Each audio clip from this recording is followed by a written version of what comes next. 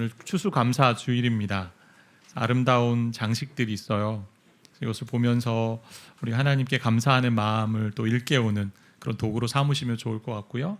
우리 순장님 한 분과 다락방에서 많이 섬겨주셔서 엘리베이터 로비와 또 이렇게 본당에 있는데 추수감사의 기원에 관한 이야기로 오늘 말씀을 좀 전하고 싶습니다. 미국은 역사가 그리 오래된 나라가 아니에요. 우리나라에 비하면 역사가 오래되지 않았습니다. 그런데 시작 자체가 하나님 신앙으로 출발한 나라예요. 그래서 지금도 미국의 화폐나 동전에 보면 이렇게 하나님 절대 주권에 대한 글귀가 들어 있습니다. 그게 뭐냐면 In God we trust라는 글귀예요. 그러니까 우리는 하나님을 믿는다라는 표현이기도 하고 뭐 우리가 믿는 하나님 안에서라는 뜻이기도 합니다. 그러니까 그들의 조상은 영국의 청교도들이었습니다. 그래서 1620년대 영국 국교에 이제 핍박을 받아가지고 신앙의 자유를 찾아 나선 102명의 사람들이 있었습니다. 그래서 메이플라워라는 그 배를 타고 신대륙 또 미국에 도착하게 되는데요. 추위와 질병 때문에 그 시간에 어려움이 있었고 또 이렇게 거쳐오는 가운데 배 안에서 죽는 사람도 있었고 거의 절반이 다 죽은 상황이 되었습니다. 이런 힘든 시간을 뒤로하고 땅에 정착하며 처음 수확한 후에 그 땅의 원주민들과 함께 더불어 하나님께 감사 예배를 드리는 것에서 추수감사절이 이제 유래가 되었어요. 그래서 감사합니다, 이 땡큐라는 이 단어들이 미국 사람들이 너무 쉽게 그리고 아주 인사말로 많이 하는 그런 단어잖아요. 그 마음들이 이제 들어 있는 거죠. 그래서 이러한 의미 가운데 우리가 교회력에 따라서 오늘 추수감사 주일로 지키게 되는데요. 그럼 IQ가 있죠. 지능 지수가 있습니다. 한때 EQ도 있었습니다. 감성 지수가 있었고 AQ라는 것도 있습니다. 역경 지수라고 하는데 어떻게 역경을 잘 견뎌가고 뭐 이런 얘기들. 근데 감사 지수도 있어요. 한때 감사 지수에 대한 얘기를 많이 했었는데요. 감사가 우리 몸에 미치는 영향을 연구하기 위해서 미국에 이제 설문했던 질문들이 여러 개 있습니다. 그 중에 이제 6가지 질문을 제가 가지고 왔는데 이 질문을 여러분한테 소개할 테니까 한번 들어보면서 여러분과 저의 감사 지수가 어떤지를 한번 파악하는 시간이 되었으면 좋겠습니다. 질문에 답이 이제 있는데 그 답에 점수가 있어요. 내가 몇 점인가 한번 좀 파악을 해보세요. 6개 질문인데 첫 번째 질문. 나는 삶 속에서 감사할 것이 아주 많다. 이거에 대해 매우 그렇다는 7점이고 그 다음 그렇다는 6점, 약간 그렇다 5점, 보통이다 4점, 또 그렇지 않다 3점 이렇게 가서 1점까지 7점부터 1점까지 중간이 이제 4점인데 몇 점인지 한번 생각해 보세요. 두 번째 질문은 내가 감사 목록을 작성한다면 아주 길 것이다. 7점부터 1점 한번 생각해 보세요. 다음 3번 질문입니다. 나는 누구에게 감사하는 편이다. 감사 잘한다. 뭐 이런 거죠. 상대방에게. 네 번째 질문. 나이가 들수록 어떤 일이나 상황 또는 사람에 대해 감사가 늘어날 것 같다. 점수 잘 체크하고 있나요? 6번하고 5번 질문은 점수가 달라집니다. 반대로 되거든요. 그렇다가 1점이고 그렇지 않다가 7점이에요. 그래서 질문 5를 보면 5번째 질문. 세상을 바라보면 감사할 것들이 그리 많지 않은 것 같다. 매우 그렇다가 1점이고 아니 전혀 그렇지 않다. 7점. 6번 마지막 질문인데요. 내가 어떤 일이나 사람에게 감사를 하려면 시간이 좀 더 필요할 것 같다. 6가지 질문이고 최고 점수가 7점이었으니까 만점은 얼마일까요? 구구단 잘 하시네요. 42점입니다. 그러니까 40점 이상이 되면 감사하는 삶을 잘 살고 있다 이렇게 볼 수 있고 32점에서 39점은 조금 더 감사하는 훈련을 하면 좋겠다. 근데 31점 미만은 어때요? 감사가 아주 감사에 대한 고민이 필요한 사람들이다라고 이제 볼 수 있을 것 같아요. 이런 지수를 통해서 우리가 생각해 볼 때 내가 감사를 잘 못하는 사람이구나라는 것을 많이 깨닫게 됩니다. 인간은. 성경은 그 모습에 대해서 본성상 인간이 죄인이기 때문에 감사하지 못한다고 기록되어 있어요. 인간은요 자기에게 굽어진 존재입니다. 자기에게 굽어져 있는 존재예요. 그렇기 때문에 상황 가운데 자기에게 득이 되지 않으면 감사할 거리를 잘 찾지 못합니다.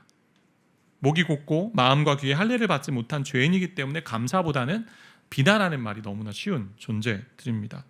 때로는 옳은 말이라고 하면서 그렇게 옳은 말을 이야기하면서도 옳은 말도 사람을 죽이면 옳은 말이 아닌 것인데 그것도 모르고 옳다라는 이야기로 사람을 힘들게 합니다. 왜 인간이 감사를 잘 못할까요? 왜? 왜 인간이 감사를 잘 못할까요? 죄인이기 때문에 오늘 본 것처럼. 그런데 그 죄성의 본질을 좀 알아야 되는 것 같아요.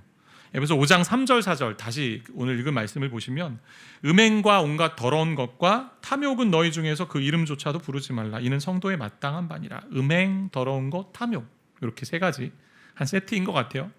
4절에 보니까 누추함, 어리석은 말, 희롱의 말, 이것도 마땅치 않다. 우리 입술에 있는 말들이 감사하는 말보다는 음행과 더러움과 탐욕스러운 말이 많거나 아니면 누추함, 추한 말들이죠. 그리고 희롱의 말, 어리석은 말들이 더 많다라고 성경은 이야기하는 거예요. 앞서 본 세 가지 음행, 더러운 것, 탐욕은 성적인 농담이나 불순하고 아주 탐욕스러운 종류의 말들일 것 같습니다. 음행이 뭐죠? 음행? 하나님이 합법적으로 제한한 결혼관계를 벗어난 모든 성적인 행위가 음행이죠. 간음이고 간통이고 동성애가 음행입니다. 이런 음행을 중심으로 더러운 정욕과 음란이 드러나는 방탕한 행위들이 있는 거죠. 탐욕, 더 가지려는 마음이거든요. 욕심의 마음이잖아요. 그러니까 이런 더러운 일들은 입에도 담지도 말고 이름도 부르지 말라라고 말씀하고 있습니다. 그런데 어그러진 세상에 살면서 무분별하게 미디어의 영향을 받거나 또는 주변의 세속적인 사람들과 대화하다 보면 자신도 모르게 성적인 농담 혹은 불순하고 탐욕스러운 이야기에 영향을 받기도 한다는 거죠. 자극적인 신문 기사들의 표제어 때문에 그 기사를 클릭할 때가 얼마나 많습니까?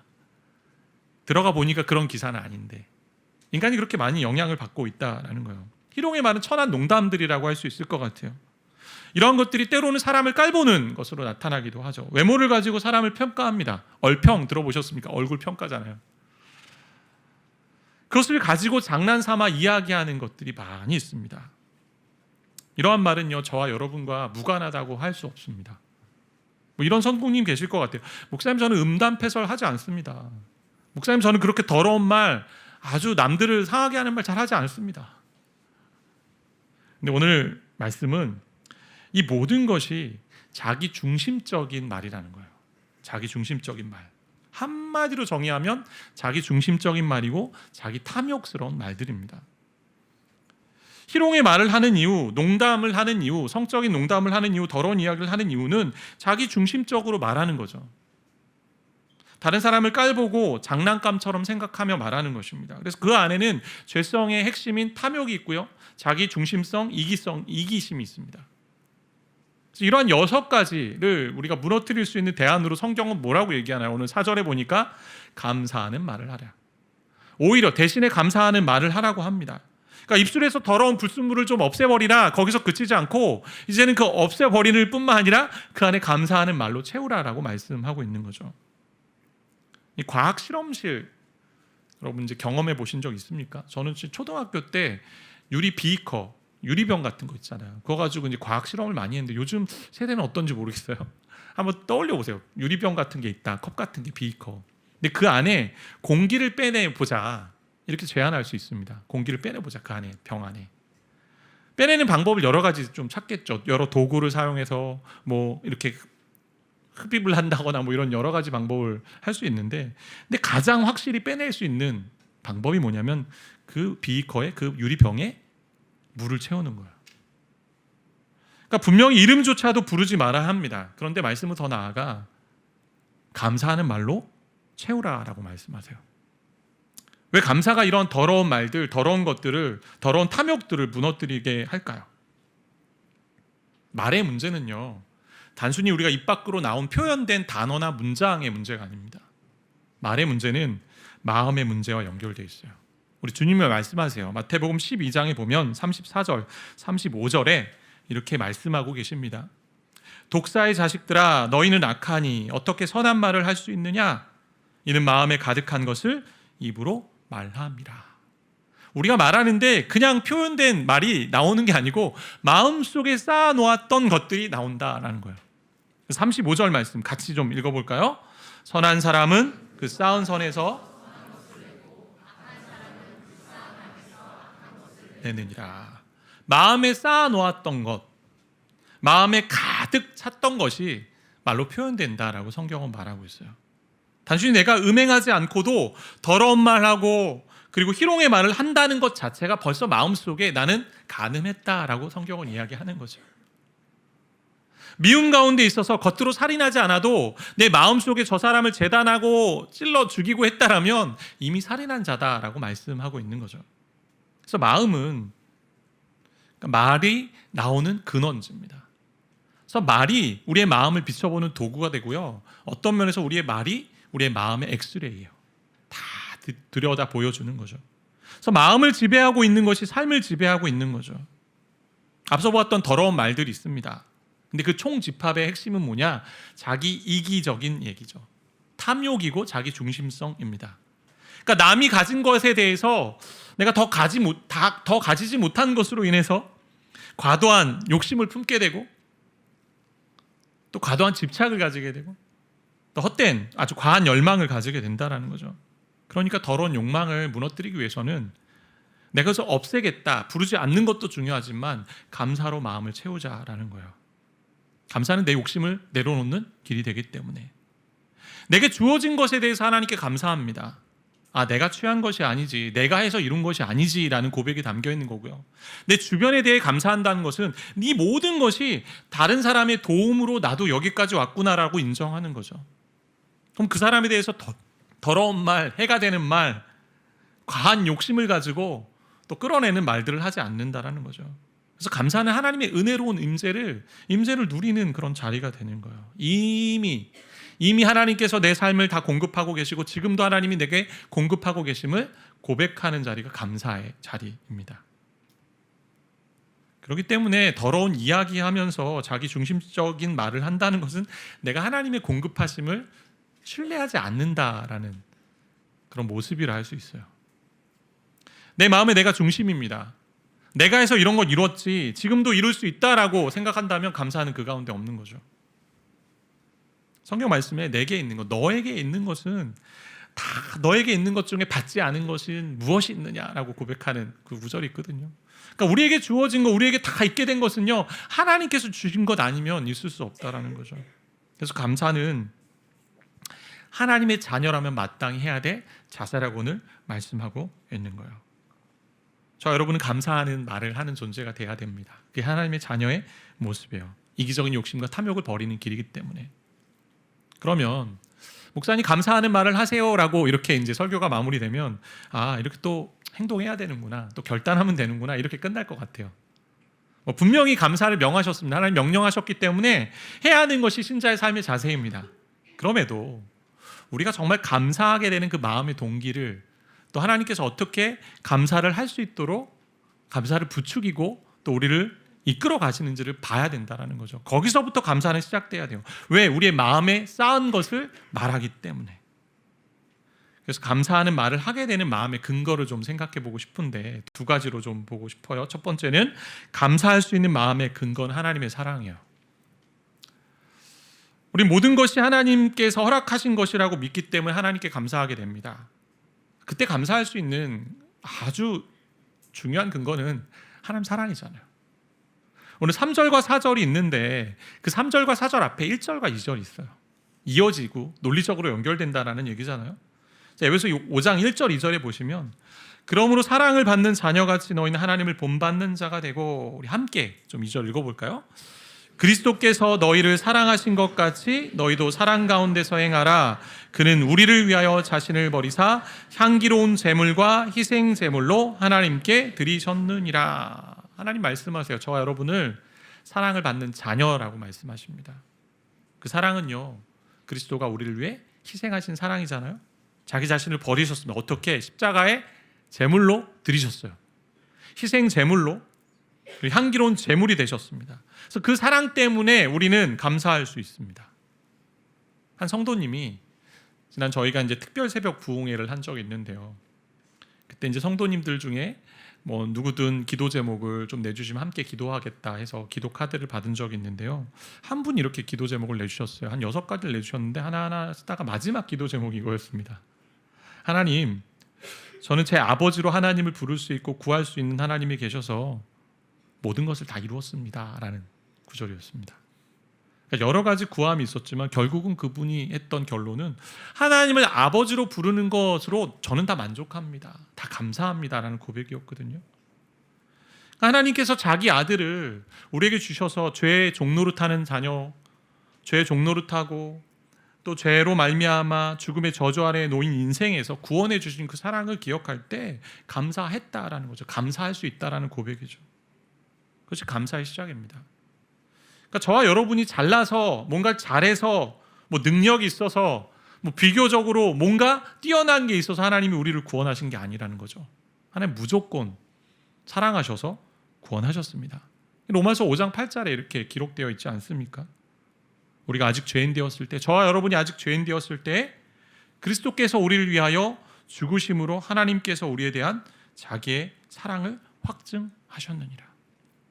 우리는 전적으로 타락한 존재고 본성상 죄인인데 하나님이 무조건적인 사랑으로 말미암아 우리를 구원하셨기 때문에 하나님 자녀 삼아 주셨다는 거예요. 이 사랑 때문에, 이 사랑이 근거가 되기 때문에 삶의 상황이 어떤다 할지라도, 지금 내 상황이 좋지 않고 힘든 부분이 있고 고난의 길을 통과한다 할지라도 우리가 사랑을 가지고 하나님께 감사할 수 있다는 거죠. 이 사랑을 우리가 기억하고 있느냐라는 거예요. 우리가 감정만으로만 보지 않았으면 좋겠어요. 당연히 하나님의 말씀이 들어오면 감격적이고 눈물이 흘립니다. 눈물을 흘리기도 합니다. 근데 말씀이 깨달아지고 마음에 확 와닿고 이해가 되는 것, 박히는 것, 그 말씀하신 것이 이미 찾아와 주신 것이고 사랑이 우리 가운데 부어져 있다라는 거예요.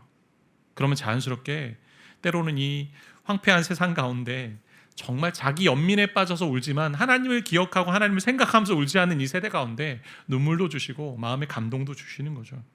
그래서 이해가 되고 감사하다는 마음이 올라오면 이미 그 사랑을 저와 여러분은 충분히 경험한 것입니다. 어떤 때는 눈물이 나기도 하고 어떤 때는 아닐 수 있어요. 그러나 하나님께서 눈물을 흘리게 하시면 또 감격스러운 감사의 마음을 가지게 되는 거죠. 제가 목회할수록 기도하게 되는 것은 이번 주에도 많이 묵상한 게 하나님 사랑이었어요. 내가 너무나도 그 하나님의 사랑이 부족하구나라는 걸 많이 깨닫는 거죠. 제가 20년 정도 지금 목회를 해왔는데 2003년도에 제가 목사 안수를 받았거든요. 20년 해오면서 더디 변하는 저의 모습도 보는데 그 중에 가장 잘 더디 변하는 게 뭐냐면, 사람 사랑하는 게 이렇게 힘들구나. 제가 기도하는 게 뭐냐, 하나님의 사랑의 그 넓이와 길이와 높이와 깊이를 좀 깨달아 알 수 있도록 주님 그 사랑을 좀 부어주십시오라는 기도예요. 기도하면서 해야 되는 게 뭐냐, 그 사랑을 성경에서 발견해야죠. 성경에서 하나님의 사랑을 경험하는 겁니다. 하나님의 사랑이 이렇구나, 하나님의 사랑이 이렇게 내 가운데 부어져 있구나. 그냥 성경이 문자로만 오지 않습니다. 인격으로 오신 거거든요. 말씀이 육신이 되어 이 땅에 오셨다라고 되어 있습니다. 요한복음에 보면. 그래서 말씀을 읽을 때 저와 여러분이 가져야 되는 중요한 자세는 오늘도 인격이신 하나님이 나에게 말을 걸어오시는구나. 이건 그냥 문자적으로 책을 읽는 게 아니고 하나님께서 오늘도 나에게, 저에게, 여러분에게 말씀하고 계신다는 얘기는 말을 걸어오시고 대화를 하시는구나. 말씀을 통해 하나님의 음성을 듣고 그 음성에 반응하고 그 가운데 사랑을 느끼고 반응하는 것이 감사할 수 있는 자리가 된다는 거죠. 로마서 1장 21절 말씀에 보면 죄인의 그 특징을 이제 기록한 말씀인데요. 하나님을 알되 하나님을 영화롭게도 아니합니다. 이 암 자체가 친밀한 암이 아닌 거죠. 그냥 피상적인 암이고, 감사하지도 아니하고 오히려 그 생각이 허망하여지며 미련한 마음이 어두워졌다라고 되어 있어요. 일단 반대로 생각해 본다면 죄된 본성에서 벗어난 인생은 어떻게 됩니까? 하나님을 영화롭게 하는 인생이 됩니다. 그 영화롭게 한다라는 것과 같이 붙어 있는 단어는 감사하는 거예요. 그러니까 내가 하나님의 자녀, 변화된 하나님의 자녀라면 하나님을 영화롭게 하는데 어떻게 해요? 하나님께 감사함으로 영화롭게 한다라고 볼 수 있죠. 그래서 감사하는 것 자체가 하나님을 영화롭게 하는 주요한 길이에요. 모든 것이 하나님께로 왔다라고 고백하는 것이기 때문에, 그래서 고난 중에서도 감사할 수 있는 겁니다. 이 말이 쉽진 않죠. 고난 중에서 감사하십시오, 성경에 기록되어 있지만 범사에 항상 감사하라고 하지만 그 말씀 들을 때 여러분 어떤 마음이 드십니까? 때로 힘든 고난을 통과하는 사람들에게 이 말은 폭력 같아요. 목사님, 지금 제 상황 아십니까? 몇십 년 동안 기도했는데 열리지 않는 문이 있는데, 자녀의 관계에 계속 깨어져 있는데, 계속 돌아오지 않는 인생 모습들이 있는데, 경제적으로 계속 힘든데 목사님 감사하라는 거 전 못합니다 라고 그럴 수 있을 것 같아요. 저도 이 말씀에 가책을 받습니다. 범사에 항상 어떻게 감사하지? 근데 하나님의 사랑, 하나님의 공급하심을 우리가 기억한다면 그분이 도와주시기 때문에 감사할 힘을 주시기에 감사할 수 있는 거예요. 여러 조건과 상황이 아니고 하나님이 이미 아버지 되셨기 때문에 감사할 수 있습니다. 그분이 우리를 책임지시다고 약속하셨고 지금도 책임지시는 것을 보여주고 있기 때문에. 빌립보서 4장 6절 7절의 말씀에 아무것도 염려하지 말고 다만 모든 일에 기도와 간구로 너희 구할 것을 감사함으로 하나님께 아뢰라 라고 되어 있습니다. 감사함으로 아뢰는 거죠. 그리하면 모든 지각에 뛰어난 하나님의 평강이 그리스도 예수 안에서 너희 마음과 생각을 지키신다라고 말씀하세요. 여러 상황이 있습니다. 어려움의 상황이 있고 힘든 일도 있고 풀어내야 될 일들도 있고 계속 고난이 점철된 인생 같고, 근데 하나님께 감사함으로 아뢰라라고 말씀하세요. 하나님 감사합니다. 지금의 상황을 통하여 변화시켜 가실 것을 믿고 감사합니다라는 거죠. 모든 상황을 통해 하나님이 일하실 것을 믿습니다. 그리고 이 상황을 통해 배우게 하실 것을 믿습니다. 나를 변화시키시고 새롭게 하시고 연단하시면서 정금과 같이 만들 것을 기대하기 때문에 감사합니다라는 고백하며 나아가야 된다는 거죠. 저와 여러분의 입술에, 그리고 우리 호흡에, 오늘 플래카드에 있는 것처럼 호흡에 감사가 좀 되는 인생이 되시기를 바라고 축복합니다. 그 감사가 하나님을 경외하는 것이고 경배하는 것이고 하나님 인정하는 방식이에요. 우리 내가 하나님의 자녀라고 고백하는 자리가 되기 때문에 그래요.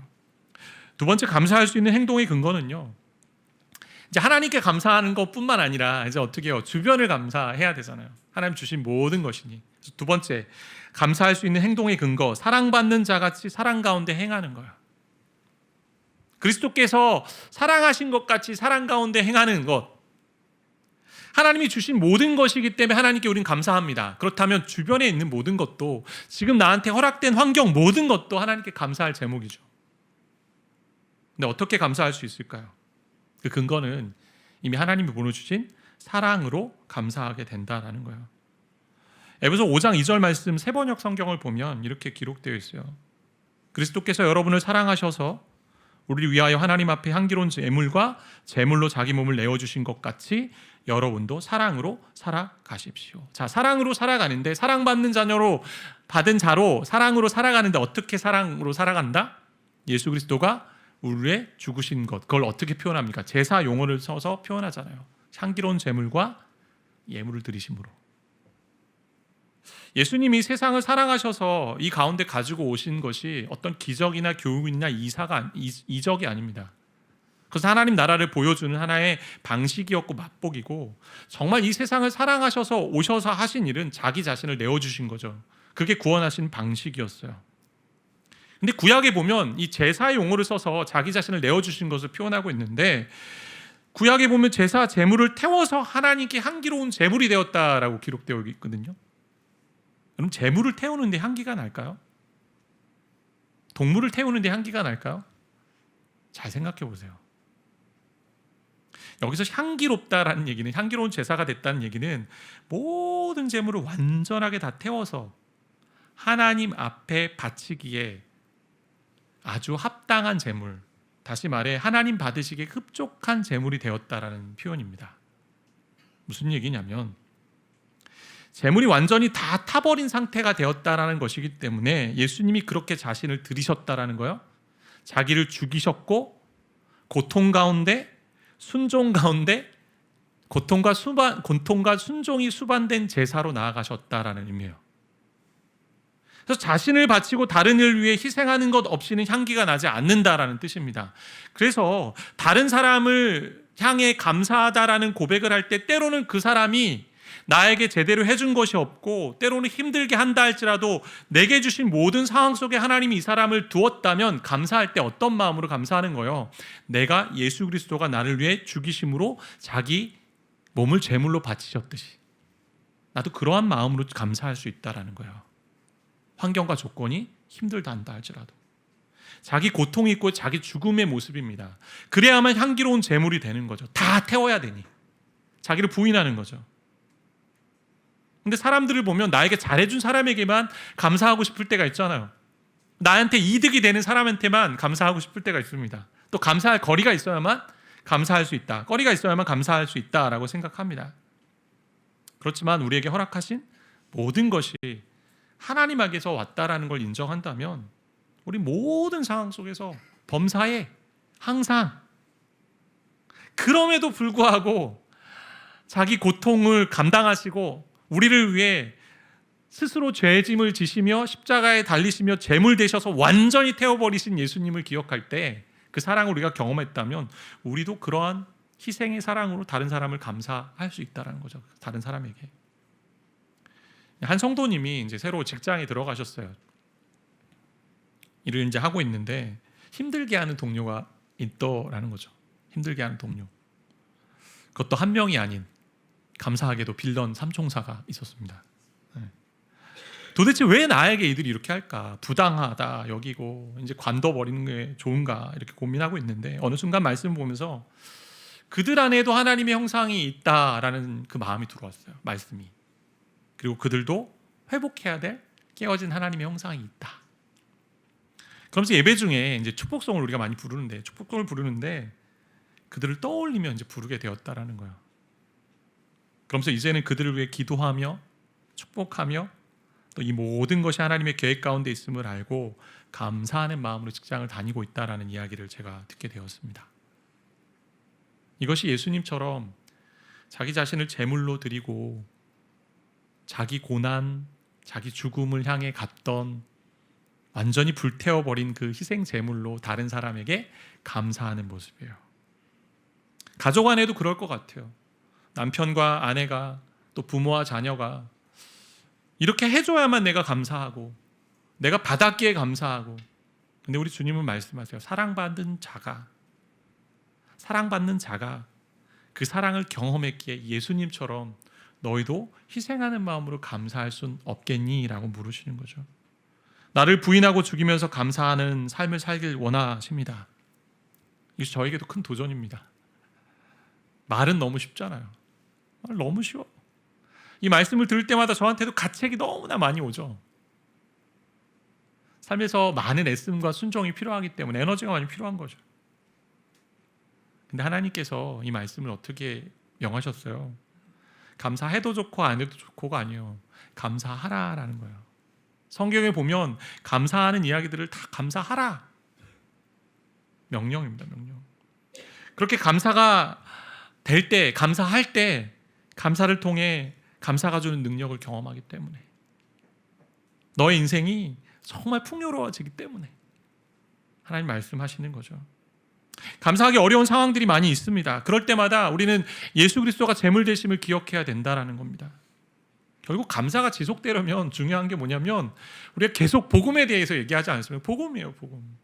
복음이 내 안에 들어와서 복음이 내 귀에 들려져야만 가득 차야만 내가 사랑받는 존재라는 걸 깨닫게 되고요. 나는 완전 타락한 존재였지만 예수 그리스도로 말미암아 하나님의 사랑을 받아서 하나님 자녀 되었기에 하나님께 감사할 수 있고 또 주변의 사람들도 예수님이 나를 위해 희생하셔서 내게 이렇게 큰 사랑을 보여주셨는데 나도 예수님처럼 희생하며 저들이 어떤다 할지라도 저런 모습에 마음에 들지 않는다 할지라도 때로는 나를 힘든 게 할다 할지라도 하나님이 주신 모든 계획 속에 이 공간이 있고 내 삶의 자리가 있다면 감사하는 거죠. 하나님의 사랑을 많이 경험해야 일들이 일어나는 거예요. 순서가 중요해요. 하나님 사랑을 많이 경험하십시오. 그래야만 그 사랑으로 다른 사람을 용납하고 감사할 수 있는 거예요. 순서가 중요한데요. 사랑받기 때문에 순종하는 거지 순종하기 때문에 사랑받는 게 아닙니다. 저와 여러분이. 사랑받았기 때문에 순종하는 거지 내가 사랑을 갈구하면서 순종하는 인생이 아닙니다. 하나님 앞에. 이미 우리는요 충만한 사랑을 받았습니다. 그리스도의 제물 되심을 기억하며 살 때 하나님께 감사할 수 있고 그 사랑이 내게 부어진 것을 알고 나도 완전히 태워버리는 제물 돼서 다른 사람을 섬길 수 있다라면 그들도 나의 친구고 감사의 대상이 되는 거죠. 이 모든 것이 하나님의 공급이고 하나님의 섭리 가운데 있음을 인정하기 때문에 그런 거죠. 그래서 복음 안에서 하나님이 우리를 부르신 모습을 좀 기억하길 원합니다. 하나님은 저와 여러분을 사랑을 받은 자녀, 사랑받은 자녀라고 부르세요. 근데 또 하나의 이름이 있습니다. 저와 여러분은요, 성도라고 부르세요. 성도. 성도가 뭐예요? 거룩한 사람, 구별된 사람인데 저와 여러분의 인생을 한번 보세요. 지난주 한 주간을 보십시오. 정말 거룩하다라고 부름 받을 수 있는 사람인지, 온갖 죄악들이 우리 가운데 머릿속에 마음속에 행동으로 가득했는데 거룩한 사람이라고 부르기 너무 어떻게 보면 좀 미안한 마음이 있지 않습니까? 근데 하나님은요, 저 여러분의 그런 약함만 보지 않고 그리스도의 의로움으로 말미암아 너희가 의로워진 존재로 내가 여기고 이제 성도라고 부르겠어라고 결단하신 거예요. 그렇게 변화될 모습을 기대하시면서 이미 먼저 붙여주신 이름입니다. 감사가 그런 것 같습니다. 미리 감사하면서 그러한 감사의 제목을 경험하게 하시는 것 같아요. 미리 감사하면서 벌어질 일들에 대해서, 때로는 어려운 일들에 대해서 자꾸 머리에 꼬리를 무는 생각들, 부정적인 생각이 올 때마다 아니야 하나님은 나를 사랑받는 자녀로 보내셨고 또 나를 성도라 부르셨어. 그러면 그 기대함을 가지고 미리 감사할 때 하나님께서 그 일들을 또 이루어 가신다라는 거죠. 범사에 감사하라, 이는 너희를 향하신 하나님의 뜻이라는 말씀이 있습니다. 이 말씀을 보면 감사하는 것 자체가 하나님의 뜻이라고 여길 수 있습니다. 근데 잘 생각해 보면 이런 의미도 되는 것 같아요. 우리의 형편과 상황에 벌어지는 모든 것이 하나님의 뜻이기에 제발 감사해, 모든 거 감사해라는 거죠. 저 여러분이 감사하는 삶이 되기를 바랍니다. 추수감사주일이기 때문에 감사를 떠올리는 그런 삶이 아니라 평생의 삶, 하나님께 이미 받은 우리의 사랑이 있습니다. 하나님의 사랑이 있습니다. 그 사랑 가지고 감사하고, 고난과 어려움이 있는다 할지라도 이 모든 상황을 인도하시는 분이 하나님이시기에 하나님께 감사하고, 또한 그러기에 주어진 모든 환경과 상황이 때론 내가 힘들어하고 어려워하는 모든 관계와 또 일들 속에서도 하나님이 주신 사람들이라면 예수 그리스도가 자기 몸을 완전히 향기로운 제물을 되기 위해 다 태워버리신 것처럼 우리도 그렇게 희생하는 마음으로 사랑하고 감사할 수 있다는 거죠. 2년 7개월 예수가운교회가 지어져 왔습니다. 2년 7개월. 정말 아무것도 없는 데서 시작한 것 같아요. 근데 그런 상황들 속에 하나둘씩 채워지고 또 사람들이 모이고 부서가 세팅이 되고 헌신한 일꾼들이 있는 모습을 볼 때 너무나 감사드려요. 저는. 그러면서도 더 감사하게 되는 것이 있다면 이곳에 와서 새 신앙의 길을 찾게 되었다라는 고백을 하시는 분들, 또 믿음을 다시 돌아보게 되었다라고 하는 분들, 또한 예수가 누구인지를 조금씩 알아가는 것 같아요 라는 이야기 들을 때 너무나 감사하죠. 근데 이러한 것을 볼 때 저는 고백합니다. 제가 한 것이 없습니다. 하나님 다 아셨구나. 하나님이 이루고 계시구나.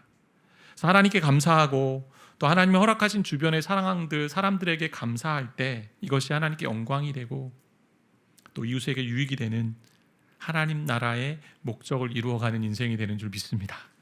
한 주간 우리가 감사를 다시 한번 회복하시고 또 하나님께 감사하고 또 이웃의 유익을 위해 또 감사를 전하는 그런 복된 인생 살아가시길 바라고 축복합니다.